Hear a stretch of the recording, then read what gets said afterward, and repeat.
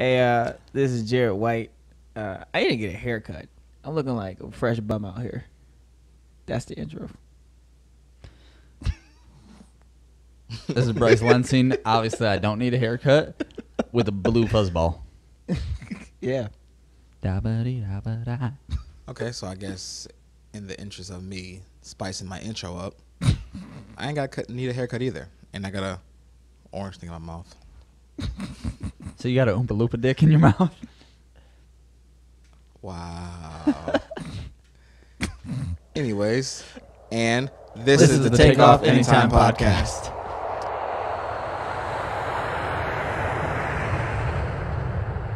Oh, shit. This is the second episode where we talk about some deep man stuff. We're going to swing away a little bit from sex. Josh is still working on his intro, trying to spice it up.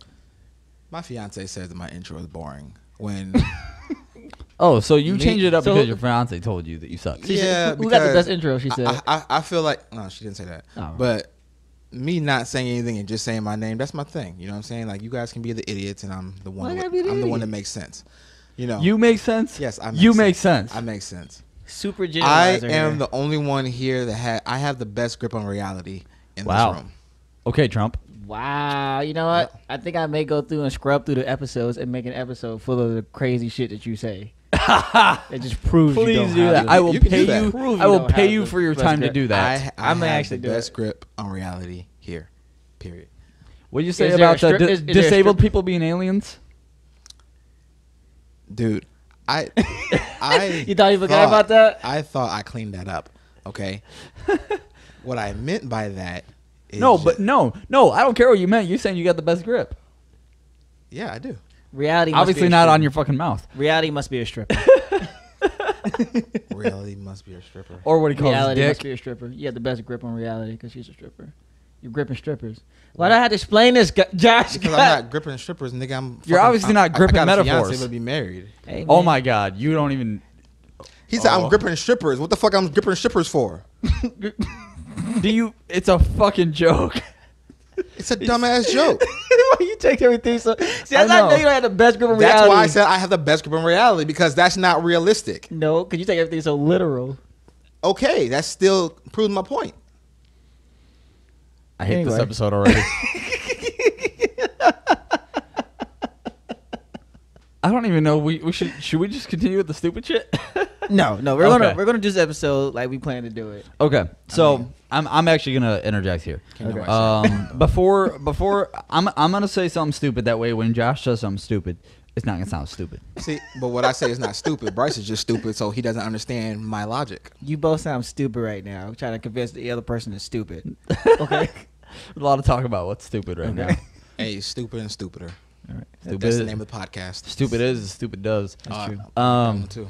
So, comments that Josh made on a previous episode about marriage. I want to come out and say, obviously at the time I gave him shit. Because Josh, as much as I love him, does not always say shit the way he means to say it. And I think he'll even agree with that, at least in a few seconds he will. Sometimes. So he made a comment about marriage being a legality, being a formality, being a piece of paper. And knowing Josh as well as I do, that doesn't mean that he thinks that marriage is pointless.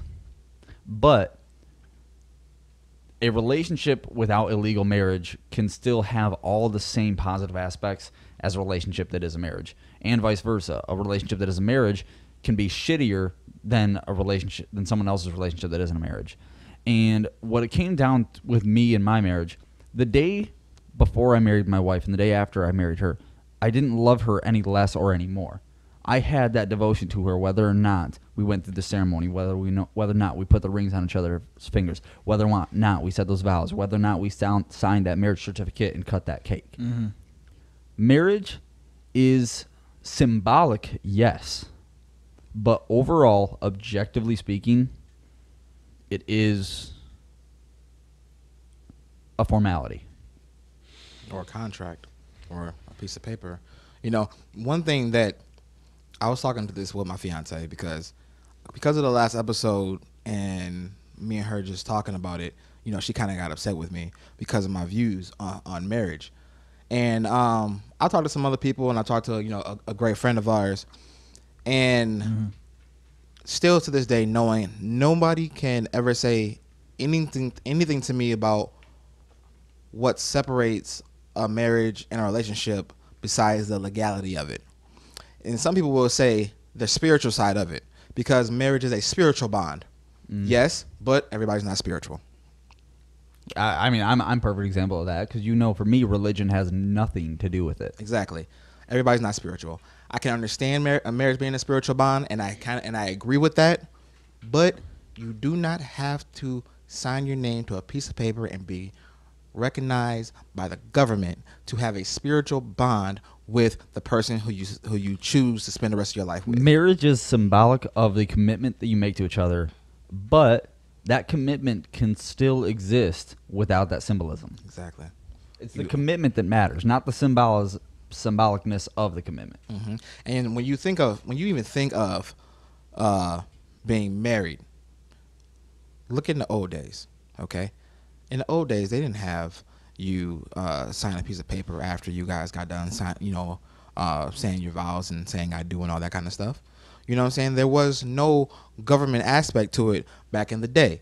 You know what I'm saying? It was just two people in love who wanted to make the commitment to be with each other for the rest of their lives. They came together in front of their friends, family, or whomever of their choosing, and they basically just made a commitment to each other at that point. Side note, if anybody knows when marriage became a government-regulated whatever, that would actually be really interesting to me. That would be very interesting. We should look that up too, honestly. See, I think marriage came upon, not in the government. I don't know that answer, but just upon, because it was, statistically speaking, it was better for a kid to have both their parents. Since most marriages, at least back when marriage first started, was a heterosexual marriage, it was easier for the kids to survive if both parents was in the picture, as opposed to one. So marriage was just a way to, keep them together and keep the success rate high.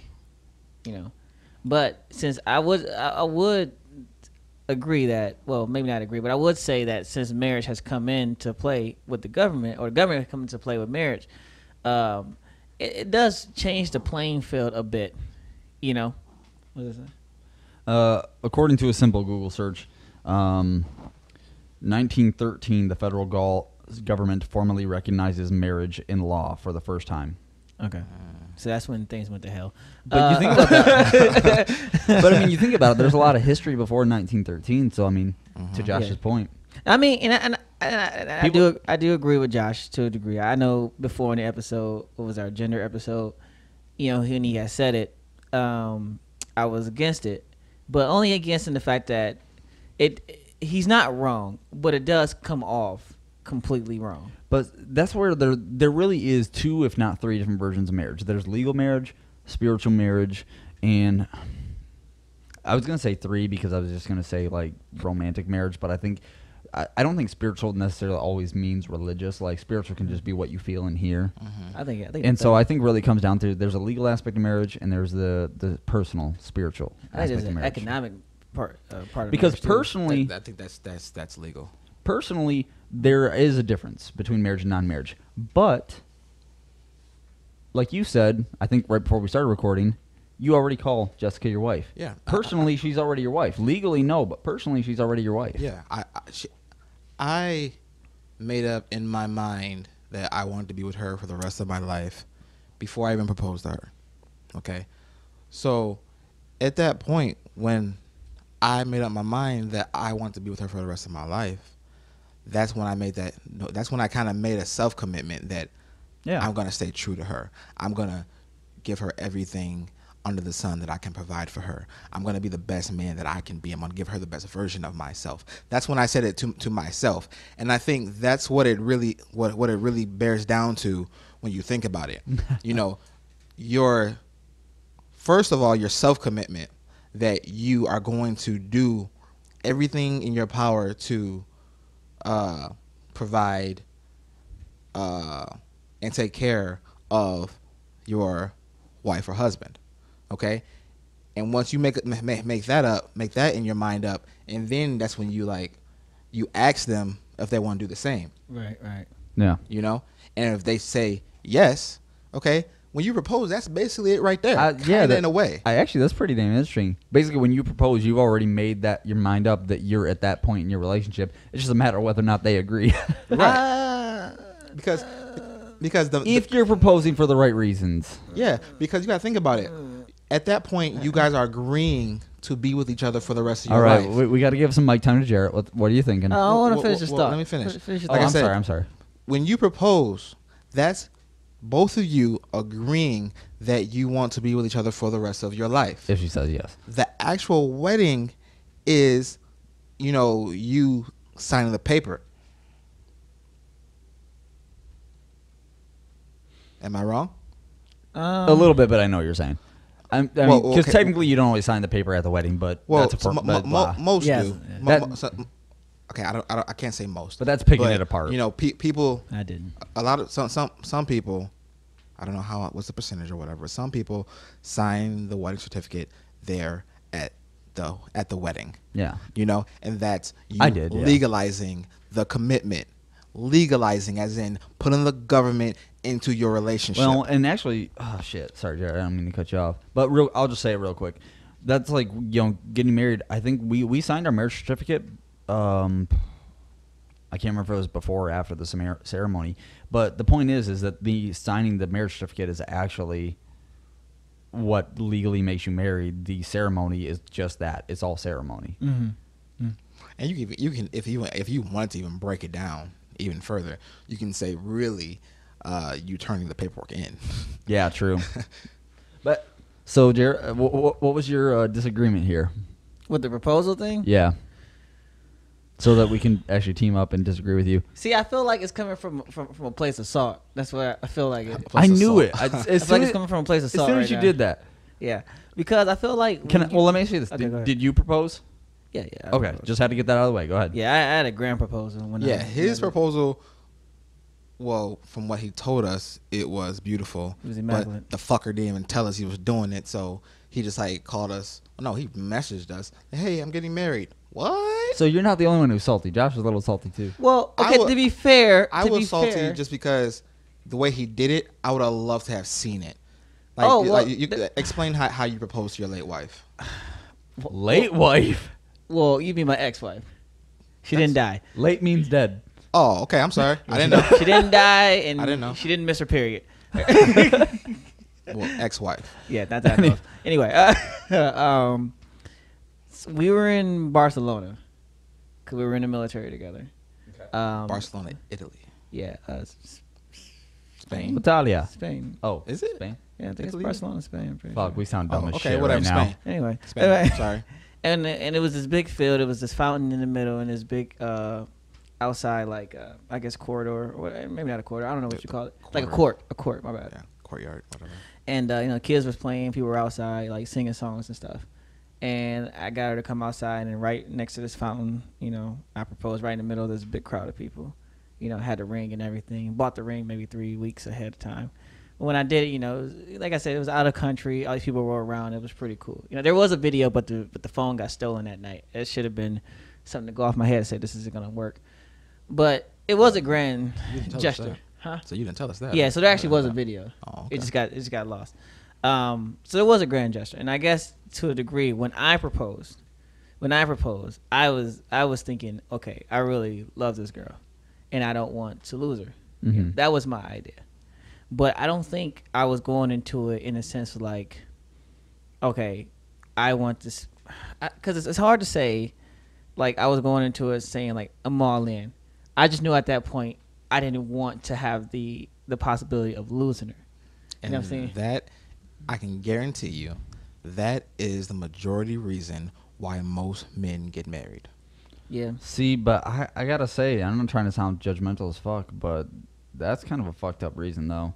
Yeah, I mean, I feel like in hindsight, you have to agree with that. Well, here's what I mean. Because when I proposed, I was 80% completely into it. You know what I'm saying? I loved her. Don't get me wrong. 80%. But I was 80% on board of going married. You know what I'm saying? I had this whole idea about being a husband and stuff like that. But I was only 80% because I knew that other 20% that was fear. I was changing my life. I knew what the rest of this was going to mean. This is mean, one, I'm no longer have the chance to say, okay, I'm going back on the market. I know that my life is going to change. I have to start planning if we're going to have kids. How are our finances? And that scared me. That 20% scared me. I think that's normal. Yeah, That sounds about normal. Yeah, but it's not saying that I wasn't in love with it, or I was like, okay, I'm not really in love with you. I just don't want to lose you. It's just a natural fear, like I have to change my life. But that 80% was overpowering because it was something that I was willing to do. Yeah, you feared the future, which Yeah. we all are, in a way. But I like, why is that a fucked up way to think, Bryce? Because I'm surprised you're asking that, because we were just saying that if you are going to propose somebody, you've already made up in your mind, or should have already made up in your mind, that this is the person you want to spend your life with. There shouldn't be any doubt there. Because if there is doubt, then oddly enough, even though I'm not religious, I do believe the for better or for worse mantra. So if you're not all in, you're basically having that mentality that, man, if shit goes sideways, I'm out. So let's look at it in a different way. That, okay, if we're all in, if I made up in my mind that I'm all in, and that I choose this woman to be my wife, Mm-hmm. You're saying that you wouldn't be scared to lose her? Well, of course I'm scared to lose her, but what do you... I guess I'm not sure how those two tie together. Because if a man makes up in his mind that we want to be with a woman for the rest of our lives, Uh-huh. or just anybody, okay, we're talking about man and woman here, but anybody. But if, just like gambling, if we go all in, okay, we're gonna want to win. Mm-hmm. We're gonna be scared to lose our money. Mm-hmm. It's the same thing. Yeah, but you're talking about being motivated to propose by fear of losing. And it shouldn't you should be motivated by love. That's what it is. I mean, fear exists at the same time, but it's not an either or. Because that was one thing I was thinking when Jared said like 80%. I forgot we said 80%, but then you said 20% fear. Okay. But I don't consider those to be separate. I think that you can be 100% all in and still be fearful. Yeah, I'm not saying you can't be 100% in. I'm just saying for me, it was 80%. I knew I loved her. I knew I wanted to be with her. But there was fear, There was like I said before, there's the fear of change. Yeah. And that's that's what I had to do, because you have to start making plans. You have to start thinking differently. Especially in my situation, I wasn't like marrying the neighborhood girl that I knew all my life. Mm-hmm. This was someone who I knew, from a an emotional side, but just from a more like a military side, professional side. I had to think about, okay, how I'm gonna take on her ideas. How's this gonna change for me? Is my career gonna change? But here, so I feel like normally I'm the one to stick up for you when it has to do with like the way you feel and shit. But this is one of those times where it's like I feel like the fact that you only felt like you were 80% in, and the fact that you guys did get divorced, I feel like those are directly correlated. And I'm not saying it's your fault or anything. I'm saying that, kind of like you said, your phone getting stolen, it should have been a sign. Maybe the fact that you didn't feel 100% all in, maybe that was a sign. Well, I mean, it was ignored. Like if I say this, to me, it's more like a fight. Like if you're going for like a prize fight, right? Mm-hmm. You may have fear that you're going to lose. You may have fear someone's going to knock you out, or you're not going to get the title. But you go in there anyway, hopeful, that things are going to work out. And that's how I was. Yeah. Like I have fear, but I'm more so hopeful that something's going to work out. Yeah, I agree with Jared and how he said it. Because when you at least to me, when you look at it, I think like I said in the last episode, in one of my philosophies in life is that everything is majority rules. Majority rules everything. So in a marriage, when marriage wise, Jared said 80%. If he would have said like 51% sure versus 49% not sure, okay, that's a fucking problem. Mm-hmm. But being kind of 80 or even say 90%, percent sure, and having a little bit of doubt about the marriage is just a real ass answer, because that's just showing that you are fearful of what's to come. You know what I'm saying? You are you just want the best to happen out of life, and you want everything to go well. So just because he had said 80% instead of 100%, I don't think would have made any difference because, like you just said, you can be 100% and still fearful. You know, I mean, it's just kind of the way he said it, but to me, the way he said it makes more sense than the way you said it. I mean, think about it. You're always gonna have fear about something. You're always, but Yeah. but it's the fact that I was able to overcome that 20% and go for it. You know what I mean? Yeah, but not really. I mean, yeah, you were able to ask her if she married you, but it didn't work out. Yeah, but it didn't work out because But I I didn't mean- try. Like, it was never like the whole time I was constantly like only 80%, only 80% in my head. Like, once we got married and things started moving towards like transitioning to like a more married situation, married status, then that 20% just faded because it's no longer was, you know, it wasn't an option. It didn't matter anymore. You know, not at 80% was just 100 because now I'm all in. You know, it was just that initial worry, like, okay, you know, what if, even the smallest aspect, what if she says no? You know, what if I go in and she just says no? She's not ready to do it. You know, that's still part of that 20%. You know, what if she says yes, but then she's like, I don't want kids? That's still 20% that I really wanted kids. I mean, Yeah. maybe it's just the difference in the way you said it and the way I'm thinking about it. But I'm just thinking like, when you say 80%, I'm thinking like that you're only 80% sure that this is the person you want to spend the rest of your life with. No. And I'm sitting here like, no, if you're proposing, you should be 100% sure, at least at that time, that that's the person you want to spend the rest of your life with, because that's what you're asking them to do. Yeah, but I don't know.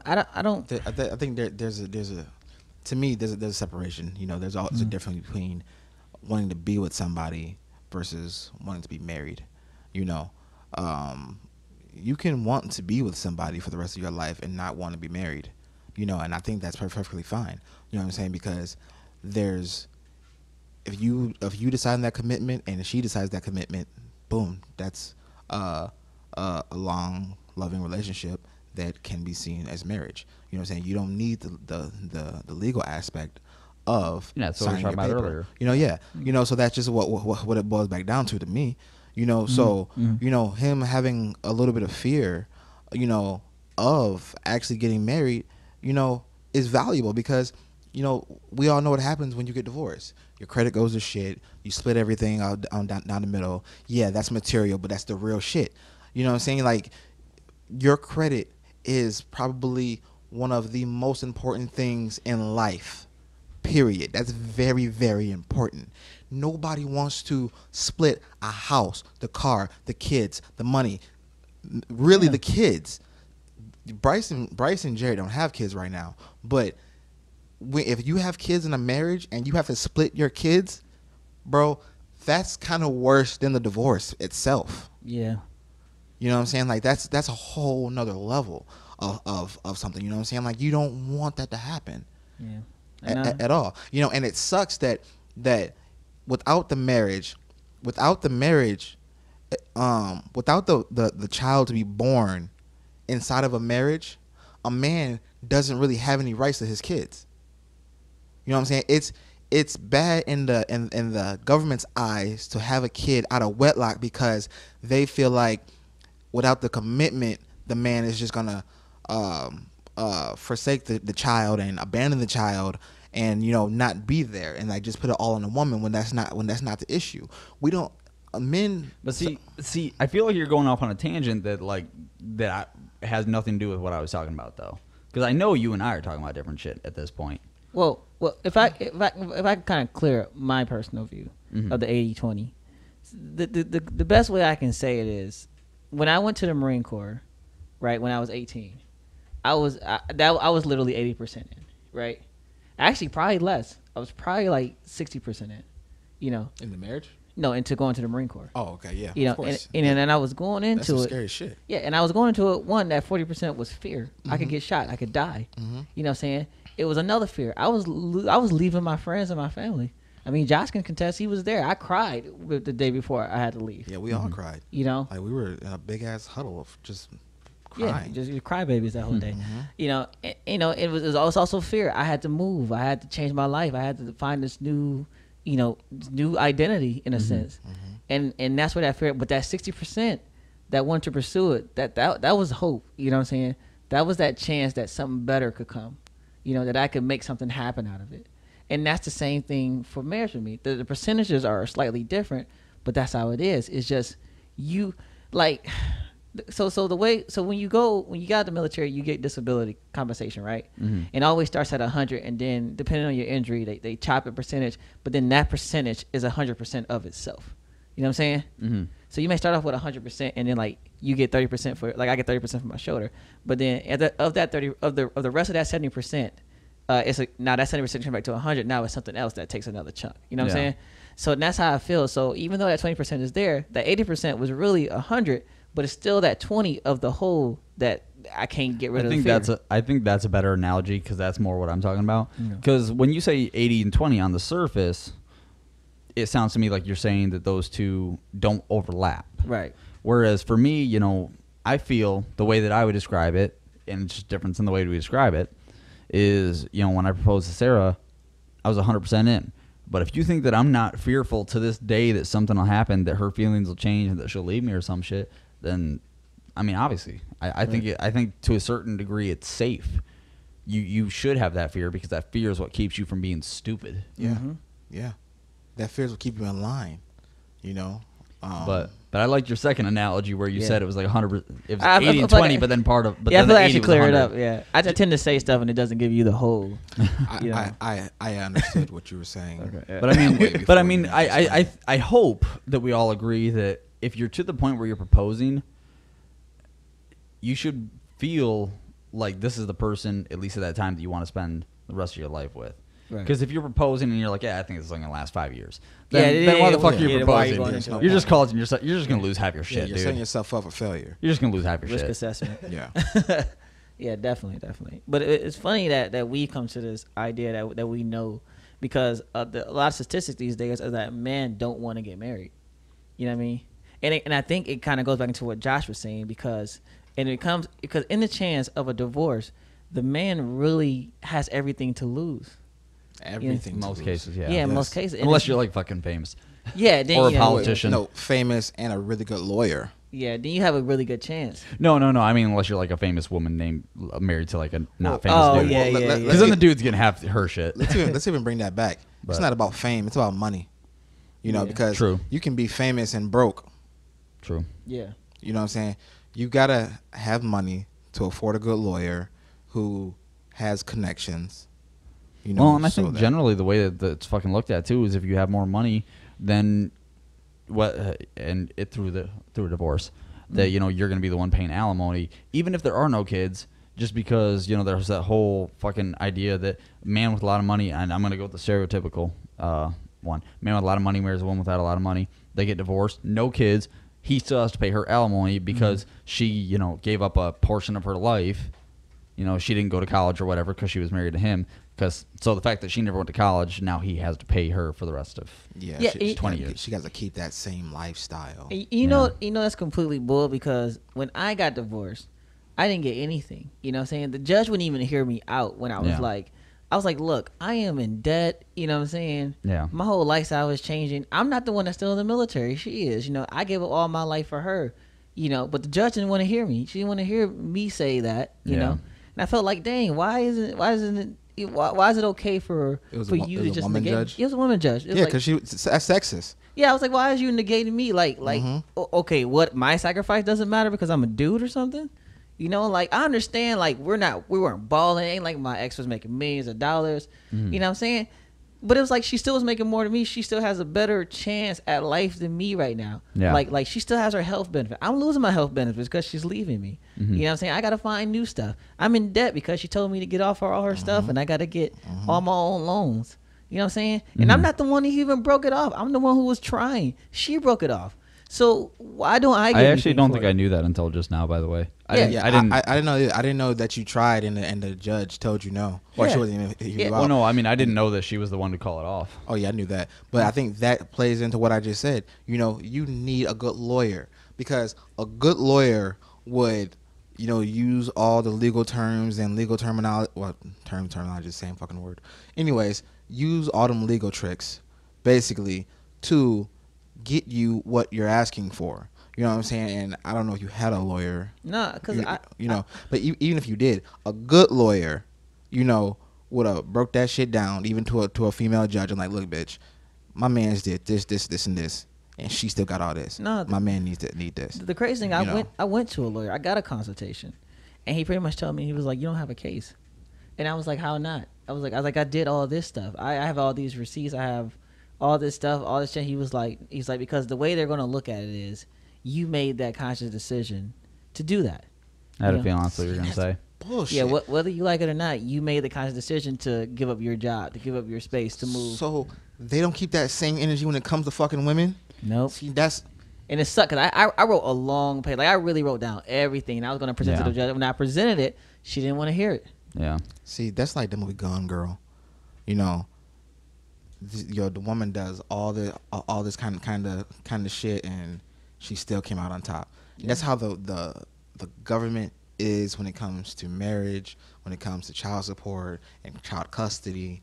You know, if it's a man against a woman, the woman always fucking win, and women always want to bitch about, you know, not being equal and you know, all this other bullshit, you know. But when it comes to the eyes of the law, the judicial system, there's no comparison. Yeah, I mean, cause I don't want to put their name out there, but I know someone, because we talked about it the other day, and you know, his girl wants to get married, and he's like, I can't do it, and she's like, well, I'm gonna leave you if you don't want to get married. But it's like, he's already been married and divorced before, just like I am. And I can understand the boat he's in. That's a scary thing to want to get back into. I'm not going to lie to you. Even trying to date girls now is fearful for me. It's like, I don't know. You know, it's like I want to trust you, but I can't trust you. You know what I'm saying? Like my mind won't let me, because there's always some fear that you're going to do something to me. You know? And it's like, if I do take the chance to getting married to you, it's like, who say I'm not going to go through the same roller coaster again?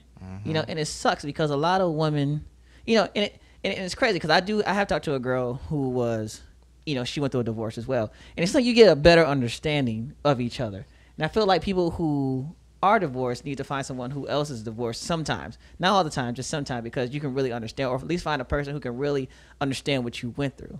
You know what I mean? Pretty sure that's called a support group, by the way. Yeah, probably support. Yeah, probably. but I'm saying, like, Cause now if I go on a date, I'm very open with a girl. I'm very open. I'll tell her, look, I've been divorced. This is what happened. This is why. At least from my point of view, it's one of those things where undoubtedly it has to be so different for somebody who's been divorced like that, because it's, you know, it's. I don't know why I'm thinking. Probably because of playing God of War. I'm thinking of like mythology. Like God of War, you know, you go into Helheim, and you know, you think of like Greek, you know, Hercules. He goes down to Hades. Like, you've been to the other side. You've seen the nasty side that somebody like me can only imagine. Yeah, it's like me having kids and you guys don't have kids. Yep, yeah, exactly. You know what I'm saying? You can't understand. So it just changes the way you look at everything. Yeah, changes the way you look at relationships. Changes the way you look at life. Exactly, and this is why like Josh said, I would never tell him how to raise his daughters. You know what I'm saying? I couldn't, because I can only say from an uncle perspective or a godfather perspective or like a close friend perspective. You know what I'm saying? I can never say, I never had that time where I had to wake up every day, take care of a kid, change a diaper, worry about if they're fed, you know, if they're safe. I never had to worry about that. But it's the same thing that you can't tell me that I need to jump back into a relationship because you don't know where I've been. You don't understand how low I had to go, you know, or how low I've been, you know. And it's not easy for me to just jump back. So this is why I'm very open with women now who want to talk to me, because I'm like, look, at this point, I'm almost 30. You're going to have to accept my flaws. You're going to have to understand why I am the way I am. You know, sometimes I'm not going to be passionate. Sometimes I'm going to be very reserved, or, you know, but it's just because I got scarred, you know. And what can I say? And I understand why dudes don't want to get married, because it's like, I'm not going through that again. I'm going to use this as a little bit of a segue. I don't know how interested you guys are in talking about it, but I was talking about this with some friends the other night. So you said less people get married. Well, also statistics that come out show that less people are having kids. Yep. And obviously, I do not want kids. And, you know, let's talk about that basically population is going to die off faster in America than people are having kids. And, you know, you see the reports, like, you know, about different reasons why our generations aren't having kids.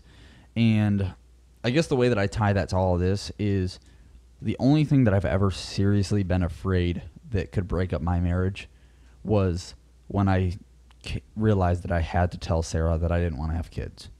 Because after we got married, little by little, and I don't think I had any, I think it was just coincidental, little by little I realized I realized month after month that I was losing that desire to have kids because I used to think I wanted kids, and literally when I told Sarah about it, like I was afraid to tell her. It was the most scared in my relationship I had ever been, and when I told her, when I finally did, get the nerve up and told her that I didn't want kids, she actually told me she was feeling the same way, and it was like the biggest fucking relief. That was like one of those, oh my god, we're made for each other kind of things. But it's just, I guess when you said less people get married, I thought about less people having kids, and it's just that I feel like that, at least in some small way, has a tie together. Right. I mean, I can understand that. Oh, sorry. Go ahead. I talked for a while. Go ahead. I was just thinking if that has anything to do with people wanting careers or like wanting to start a career. I would bet it early, Right. because that's kind of my dilemma a little bit. I have 2 girls, and I would kind of love to try for a little boy. Okay, but right now I'm 29. I don't want no more kids by the time I'm 32. Right. I'm just now figuring out what I want to do in life and where I want to go career-wise. And I know from having 2 other kids that how much of a speed bump a kid can be in your road to your career. That's real. And like I said, I have 3 years right now is my window for another kid. In those 3 years, my career can take off, basically. You know what I'm saying? And I need that to happen right now. at any time. You know what I'm saying? Yeah. I need to start making my moves so that my career takes off. Right. You know what I'm saying? Right. And I don't want to deal with it's kind of bad to say this, but I don't want to deal with another speed bump. No. I mean, that's Do perfectly you hear fine. this man's plea? Share our videos so that he can take off. Yeah. So that he can have his 3rd kid and hope for a boy. Boom. So you can just literally Also, blast off. and comment and like. Yeah. Yeah, but no, Anyways. I totally understand that because that's how I feel about dating now. Like, I want to date. You know what I'm saying? I want to wake up next to somebody. But no, I'm sorry, I cut you off because I felt like I knew what you were gonna say. Oh, no. But no, I mean, to your point, because dating takes time, it takes energy. It takes energy. Especially if you want something serious. Yeah, and me, I'm in the same boat as Josh right now. Like, I want a certain career. I not that I've never knew what I wanted, but things are changing. I finally got my lane, and it's like if I start putting more effort into being with a girl, I know that kind of deters me. And Yeah. just like I got married, that deterred me for 5-6 years. Yeah, You you know what I guys. I mean, that's one thing. I was lucky. Yeah. I was really lucky. I met my wife when I was a senior in high school. We've been together ever since then. Only ever had one real road bump in our relationship before we got married. We got our house. We both went to college. She paid. Ironically enough, she paid to get me through college, and then I paid to get her through college. Mm-hmm. Yeah. Yeah, And one thing that I want to say is that, marriage can do one of 2 things. In Jared's case, a speed bump. In Bryce's case, it seems And then like, you're in the middle, being the gauge guy. Well, what I was going to say in my situation, once I found love and the person who I wanted to be with for the rest of my life, that goal was checked off. So therefore, I felt like I didn't have to spend any more time on that, and I can focus toward other things in my life that make sense. Like, since me and my fiance have been together, I've lost weight, a lot of weight, because I was fatter than hell. I've lost weight, and I'm still coming down. I'm still getting right. You know what I'm saying? Because I don't have to worry about love. You know what I'm saying? Like, I can focus on my health, and I can focus on my career. Right. You know what I'm saying? Because I have that checked off. And some people, it can be a goal, you know what I'm saying, that they check off and they ain't got to worry about it, And to some people, it could be, some sort of a detour, and that bring them down, and they could possibly lose sight of, what their end goal would be. I'm not saying that No, I mean, your case, but I'm just saying that it could happen. I mean, I have to say this though, because I don't want the wrong person to see this and they think I'm just completely dogging her. I mean, there was parts in where she helped me out. You know what I'm saying? Mm-hmm. But for every time I was helped out, I felt like there was a real negative side that really brought me back down. Mm-hmm. Like I went to school, but she didn't really help me go to school. I just went to school on my own. Mm-hmm. You know what I'm saying? But she helped me, I guess, move out to Cali. Because that's where she wanted to be. Mm-hmm. Or in a sense, I decided to go with her. But it's like I graduated engineering, auto engineering, and was going to a path. But then she moved, so that kind of cut me back down. Yeah. You know what I'm saying? And it's one of those things. Like I started up, DeVry.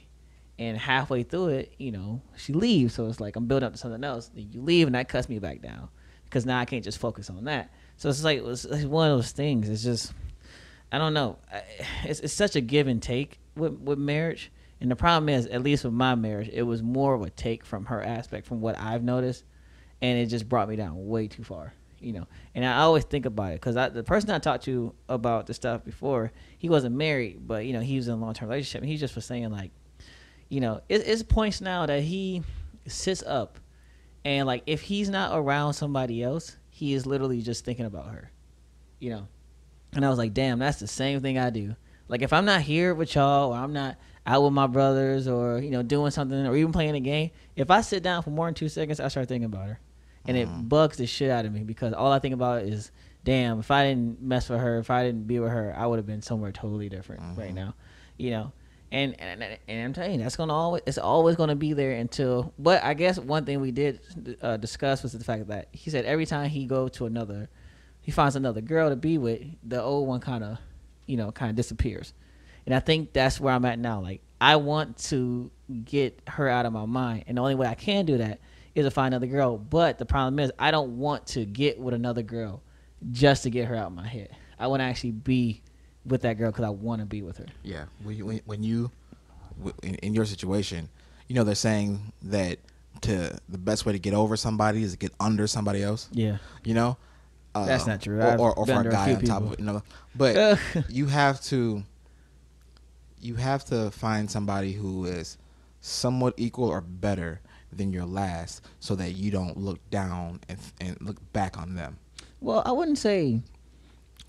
I mean, I can understand what you mean, but I guess in my life, and what I've noticed is if I find someone who takes my mind off of it, you know what I'm saying? Like shows me new experiences. Like from my first fiance to my ex-wife, they were completely different.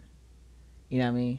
Well, I can't say one's better than the other. It just was two different avenues of people, And I think that's what I need. I need someone else who just isn't the same. But the problem is, like I said before, there's so many qualities about my ex that I've taken on that I've liked. Now, like I like watching anime now. Yeah. Right. So you're not gonna most likely, like we were saying in the sex episode before this, when we experience certain things in life that we grow to like or be very fond of, we cannot go back. Yeah, we can't go back. Well, we can't.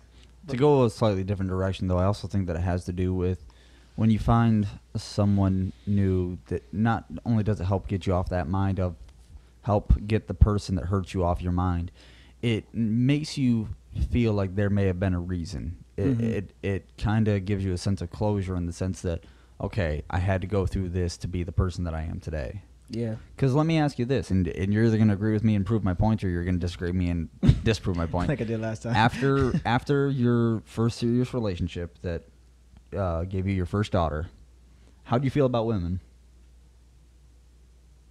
Did you feel hopeful, or were you like, nope, fucking hate women? Huh? You said after my first daughter, how did I feel about women? No, after the relationship with the woman who gave you your first daughter. How did I feel about women? After you broke up with your baby mama, your first one. How did I feel about women? My perspective didn't change. Because you're killing me, Smalls. I don't categorize all women are the same like that. You know what I'm saying? Like, okay, well, about dating then. I don't. Really? Like, because I'm the type of guy, I don't consider myself to be very prideful. And I don't mind taking that jump or that leap of faith into a new relationship, knowing that I could be hurt, knowing that whatever, like ignoring the red flags, of it, I will still do it because I'm hopeful, or optimistic or have faith or whatever word you want to use, that, I will find better or something, you know what I'm saying? Like, I'm not afraid to jump. I guess the point that I was trying to get to is my dad in the last few years gotten divorced and actually remarried again. And after, he thought this last marriage, the last marriage that he got divorced from was his third marriage. He's now on his fourth marriage. Oof. Damn. But my dad really thought, trust me, his first marriage, like he was 18, it was just what you did, and then they got divorced. His second marriage with my mom, trust me, they did not belong together. Love my parents, but they did not make a good couple. But his third marriage, he thought that was going to be the marriage that lasted him until he died. He really did. He told me that he thought he was going to die in her arms. And after that, like I had never seen my dad so weak. And I don't say that to talk down to anybody. When you go through something like that, it makes you feel weak. No, it's true. It's true. And I've never seen him like that. And he was so against women. He felt that women were just out there to hurt you. He didn't think he'd ever find love again. And I can honestly say that the woman he's married now has never. My mom was not as good of a fit for him. I never knew his first wife, and his third wife was not as good a fit for him. This woman is the best fit that I've ever seen for him. That's good. Yeah. And it's one of those things that now that he's with her, now he understands why he had to go through that third marriage. Mm-hmm. Yeah. It gave him a stepdaughter, Yeah. and it gave him a granddaughter, two granddaughters. Excuse me. I think that all that just depends on the person, because I've always been the type of person that Sorry. that this is gonna be taken as bad. Be careful. Anyways, I'll translate if you want. Even though I may not have wanted to lose my relationships, I was always optimistic that if one was to fail, I was going to find another. Because I have the self-confidence in myself to know that I'm the shit. I think and that I'm a good catch. I don't think that's bad. I think that's just realistic because I fall into the same area, especially having seen my dad go through this, knowing Jarrett. I know that, God forbid, something didn't work out with me and Sarah. I'm 29, for Christ's sake. We'll be okay. I'm not going to live out the next 70, 60 years of my life being single. Yeah. Now, I'm going to be heartbroken if something happens. Oh, definitely. And this may be just a young mentality because we're all in our 20s. Upper 20s. But anyways, if we were like your dad's age, I don't know how old your dad is. He's over 65. Yeah, if we were that old, then we might be kind of not so hopeful to find something else. Yeah. Because you feel like, or if you've had that many marriages. Yeah, but you know what I think it is, because it's not even just marriage; it's long-term relationships. Yeah. Because you put so much energy into a person, so much time. Yeah. And it's like when you break up with them, it's like, what do I do now? You know what I'm saying? Like I lost half of myself. Oh yeah. You know what I'm saying? And that's the problem. And it's trying to get to a point where you understand that you're still a whole person. Yeah. Mm-hmm. You just have to kind of recalibrate things. And that's where I'm at right now, and it sucks. That's why I say. But the thing is, it's funny that you said that about the story about your dad, because we had a conversation way before about standards, and people were jumping on me about standards and how I feel about them, and about how I kind of pick every relationship I kind of And then last episode we talked about sexual standards. Yeah, whatever. Like every time I'm with a girl and then we break up, I kind of piece parts that I like and don't like. Yeah. But I think that's what your dad did. It just took a longer amount of time, because he was hopeful. That's why he kept doing it. Mm-hmm. Even goes back to the whole 80-20, analogy. He was hopeful, so he kept doing it, even though he was at fear.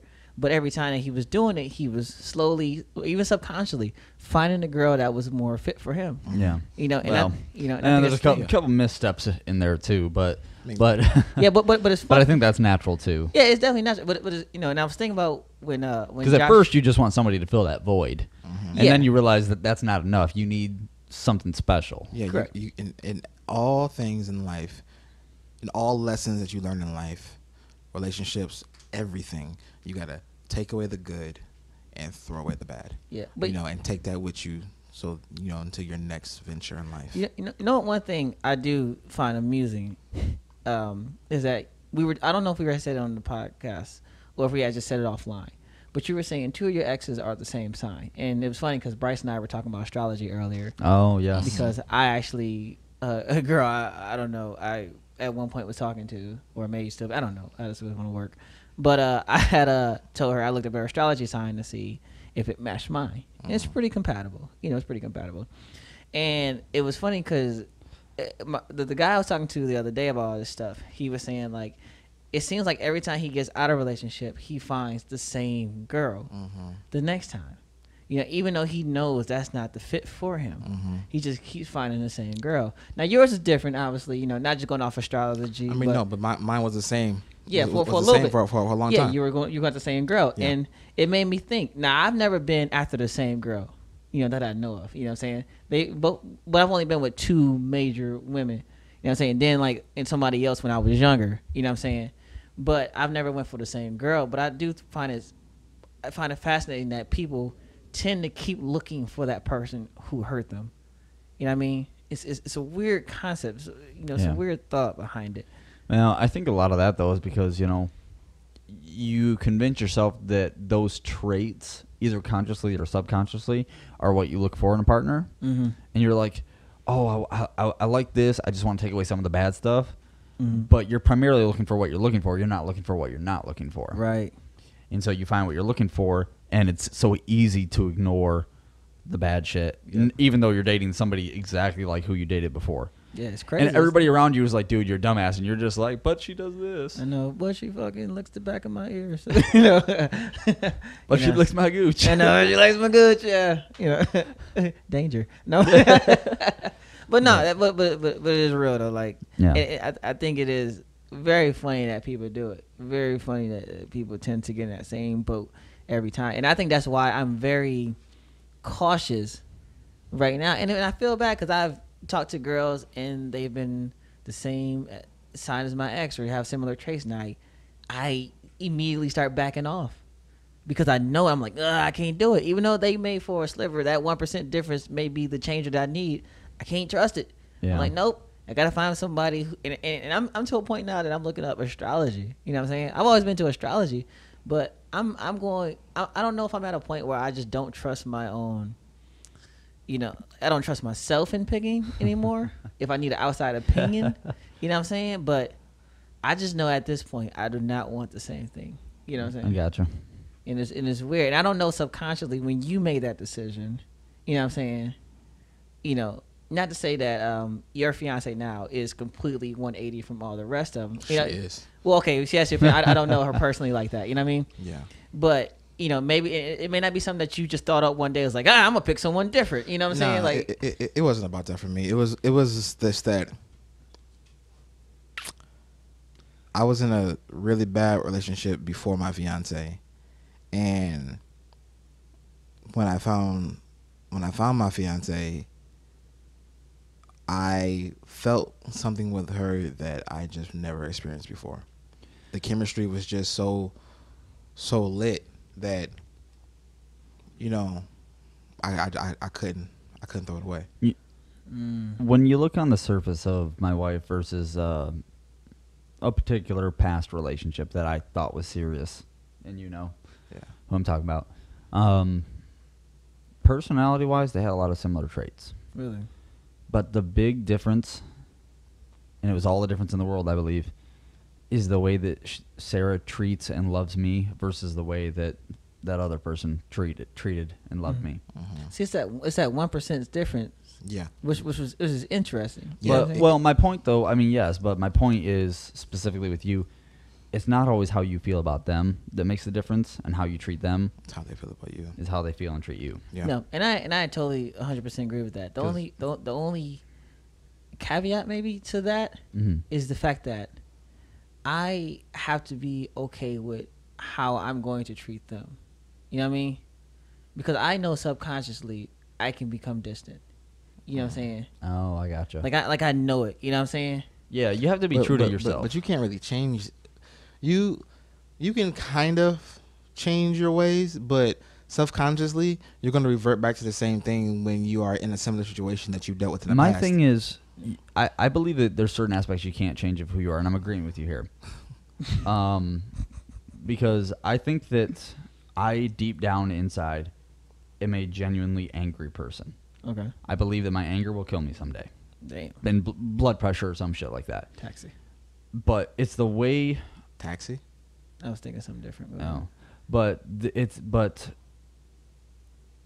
and I think it's okay to accept that you are who you are. It's okay for me to accept that I am an angry person, but I need to know also how to control that and how to exist within the real world with that flaw. Mm-hmm. Right. But you also need to find someone who can deal with that flaw.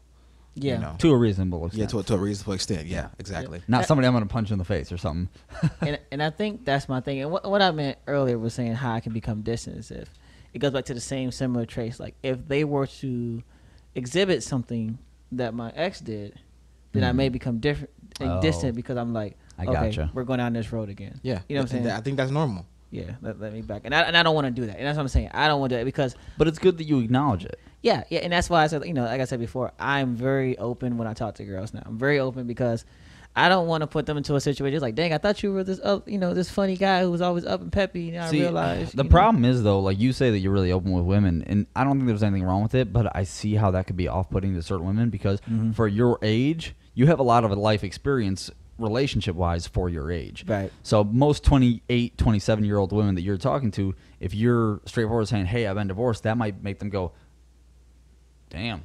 Yeah. I'm just looking to get laid. Yeah, that is true. And I'm not saying you're wrong for being open because I think that openness and honestness is extremely important. But I think that there will be some women who you turn off because of that. But I also think that's okay. Yeah. Because if they are turned off by that, that's their loss. Yep. That's their immaturity. Yeah, and don't get me wrong, I don't advertise like if I'm on like as soon as I see them like, hey, I'm divorced. You know what I'm saying? Like I don't do that. I'm just like, here's my number, and on the bottom of it, yeah, I'm divorced. Just to let you know, it's like every time I sign off, divorced. There's like an asterisk next to your phone number. No, it's just more just like if they ask, hey, what's the biggest relationship? You're not avoiding it. Yeah, hey, I was married, I got divorced. Now, if I feel like it doesn't need to be brought up, I probably won't bring it up until. Now, I did learn my lesson because I was talking to a girl. I didn't tell her that I was going through divorce at the time. Oh. You know what I'm saying? And she got really mad when she found out. Oh. But my reasoning was look, we're going through a divorce. We're in the end stages. We haven't even talked to each other in the last year. I just didn't see a point in bringing that up when I'm just trying to move on. Yeah. I think one thing that I've noticed that works best for me is to put all my baggage at the table. When I first get into a relationship with someone, and I see a potential of it becoming serious, I put the cards out there like, yo. Thank you for adding that potential when you see a potential of it getting serious. Oh yeah. Yeah. Because, you let somebody know, like in my situation, hey, I got 2 kids. I got a crazy baby mama. Yeah, because the longer you wait, there's a certain point. The longer you wait, it's just gonna be worse. Yeah, you know what I'm saying. Like put it out there. And if they choose to take it, you know what I'm saying? You're a year into your relationship pretending you don't have a daughter. Oh, people do that though, so I don't understand. Yeah. I do understand. And that is a relationship ender for most women. If you don't acknowledge your kids. Shadows. Oh, you looking around like that, Bryce? Freaking me! I'm about to leave. Right. Oh yeah, they're already afraid of ghosts in my house. I will walk out here in a heartbeat.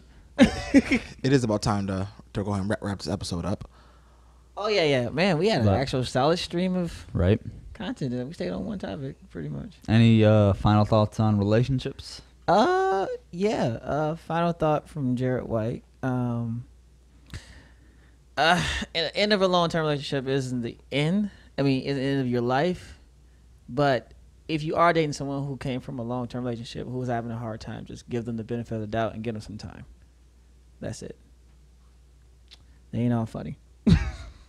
Gotcha. Yeah, that's real. I mean, if you're still in the relationship, sticking with the theme of speaking from our experiences, communicate. Even if you think it's going to end your marriage, to communicate. Because at least if it does end, you'll know that you put it all on the table. Mm-hmm. Yep.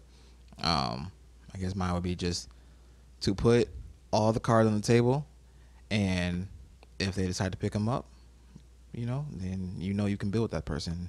You're not wasting your time. But always be honest.